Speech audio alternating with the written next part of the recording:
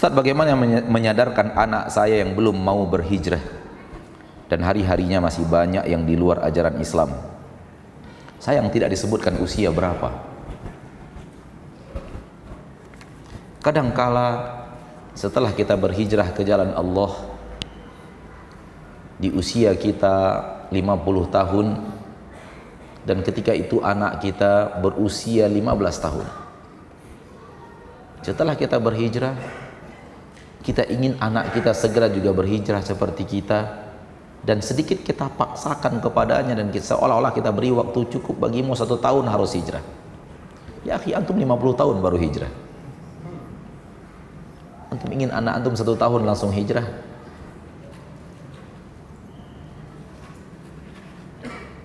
Ini misalnya, kalau anaknya berusia berapa?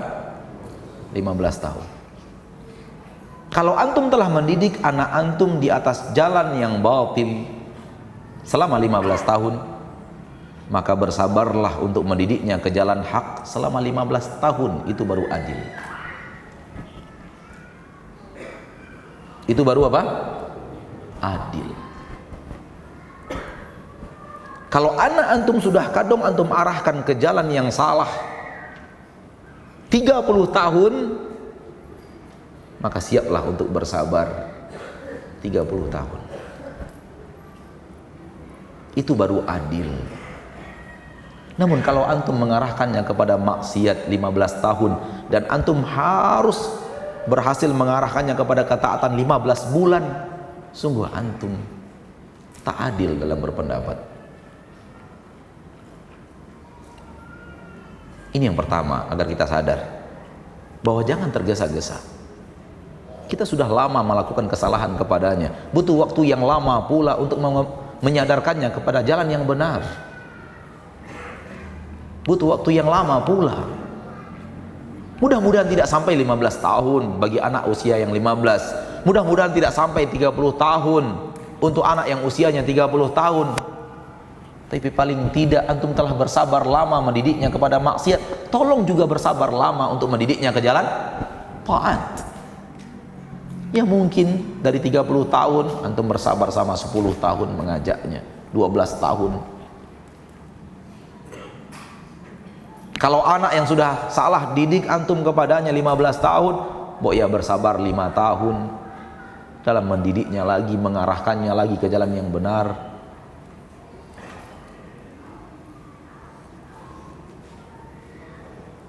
Dan mudah-mudahan lebih cepat daripada itu antum mendapatkan kabar gembira dengan anak yang hijrah.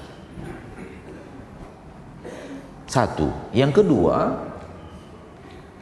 setelah antum berhijrah, semoga Allah kuatkan istiqomah antum di atas hijrah,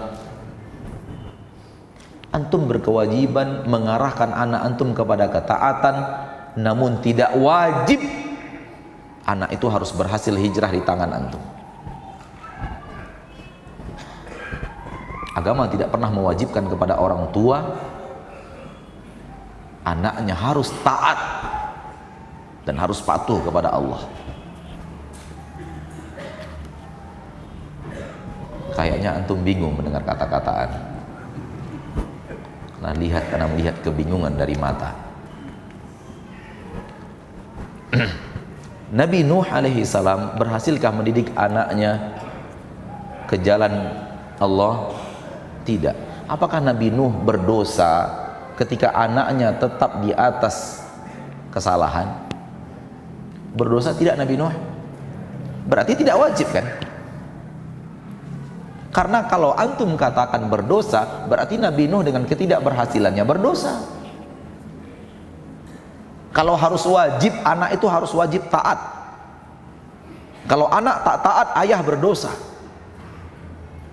Berarti Nabi Nuh berdosa dong, anaknya tidak taat.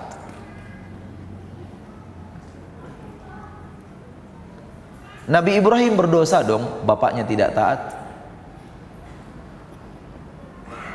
Nabi Muhammad berdosa dong, pamannya tidak taat.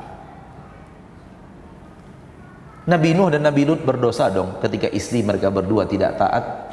Dan dengan nas Al-Quran Allah katakan penduduk neraka.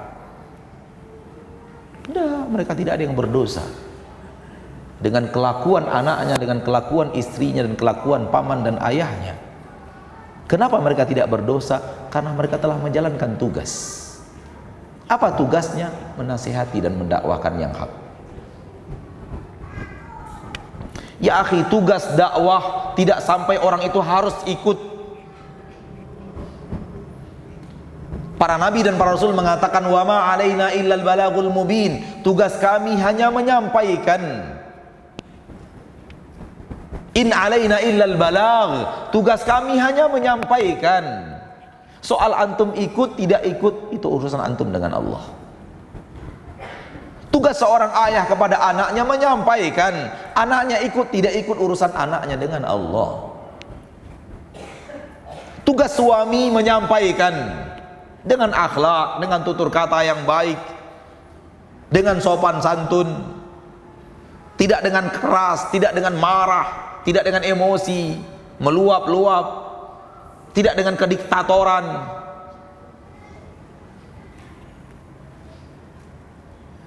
Soal kemudian istri ikut atau tidak ikut, urusan dia dengan Allah, bukan lagi kewajiban.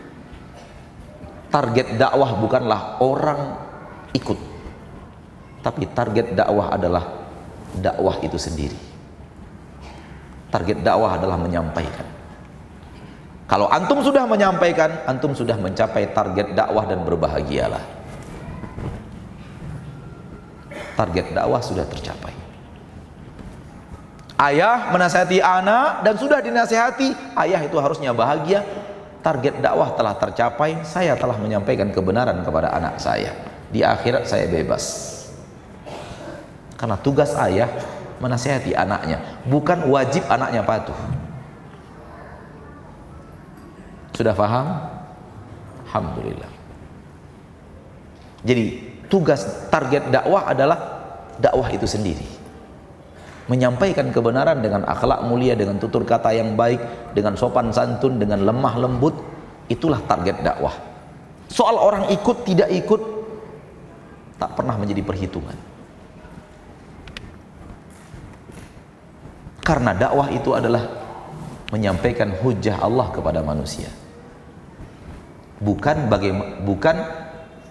mengharuskan manusia ikut hujah Allah. Nabi Muhammad mengatakan, aku bertemu dengan Nabi yang pengikutnya hanya 1 dan 2 orang saja. Berarti kalau begitu tidak sukses dakwah Nabi itu. Kalau perhitungan dakwah adalah orang ikut, enggak, Nabi itu sukses dakwahnya. Lebih sukses dari dakwah siapapun yang ada di permukaan bumi sekarang ini. Yang dengan banyaknya pengikutnya, lebih sukses dakwah Nabi itu. Karena dia Nabi, yang ada sekarang tak ada Nabi satupun. Siapa yang lebih sukses, Nabi atau Da'i sekarang ini? Nabi yang sukses. Kenapa?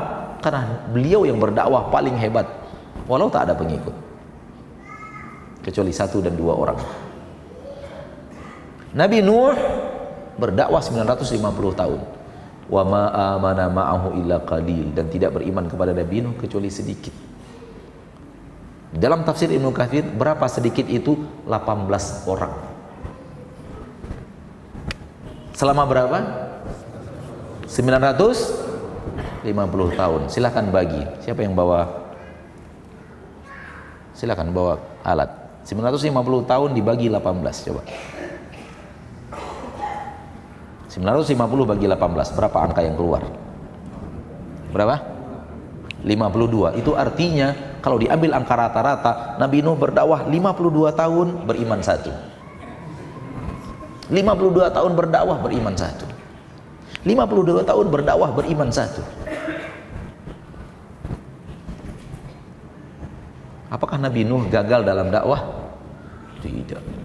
Beliau menjadi manusia terbaik di permukaan bumi. 5 manusia terbaik, salah satunya bernama Nuh alaihissalam. Walau yang beriman hanya 18 orang. Jadi target dakwah itu adalah menyampaikan dakwah itu sendiri, dan sabar menyampaikan dakwah itu sendiri. Siapa yang paling rajin menyampaikan dakwah dan sabar di atas jalan menyampaikan dakwah, tentu dakwahnya disampaikan dengan lemah lembut, dengan hikmah, dengan mau'izah hasanah, maka dialah orang yang sukses dakwahnya walau tak ada pengikut. Wallahu a'lam.